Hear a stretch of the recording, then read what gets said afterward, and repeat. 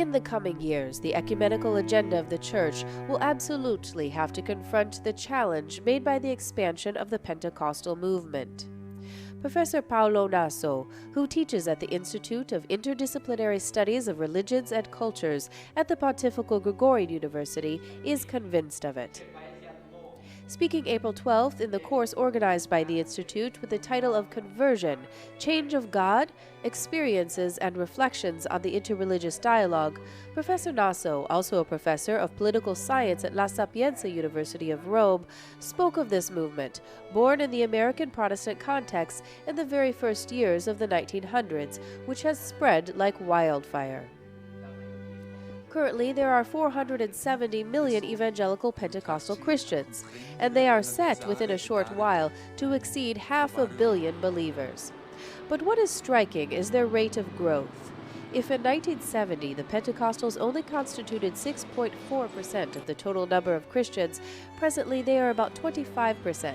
Therefore, at least one Christian out of 4 belongs to this particular faith community, and it is calculated that in 2025 they will be more than 32%.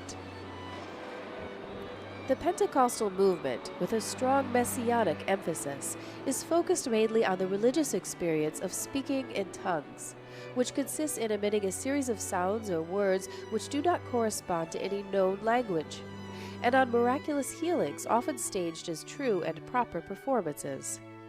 In 1972, the Catholic Church launched discussions of a doctrinal nature with some Pentecostal churches, the results of which, however, do not always arrive at the foundations of the faith community. But what makes Pentecostalism such a success? Indubbiamente l'esperienza carismatica, cioè il fatto di avere una Undoubtedly, the charismatic experience has a great symbolic density. The Pentecostal speaks in tongues. Therefore, he has a distinctive mark of faith. The Pentecostal church is a light church, transportable, the sociologists tell us. It doesn't need big apparatuses. Pentecostalism is a very welcoming faith community, capable of embracing even people who have come from very troubled walks of life. And finally, all summed up, becoming Pentecostal is a profoundly gratifying experience from the point of view of the stability of one's own psychology. We meet a community of faith which is very warm and inviting, and, in a way, protective. Una comunità di fede molto calda che accoglie e in qualche modo protegge. And the numbers speak clearly, above all in Latin America and Africa. In Brazil, for example, today we are witnessing a real Pentecostal boom, so much so that they constitute 15.6% of the inhabitants of the South American giant, while it is calculated that in 2045 they will be more than half. It is a phenomenon to be held ever more in consideration in light of the shifting center of gravity of Christianity in the southern world.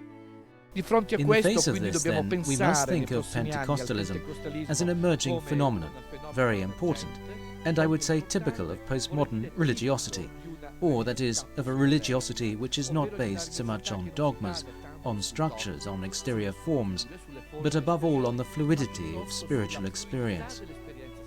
In short, in coming decades, this is the forecast. We will hear Pentecostalism spoken of with great interest, with great vivacity, and obviously the historical churches will have to be ready for the challenge of the confrontation and dialogue with this faith community.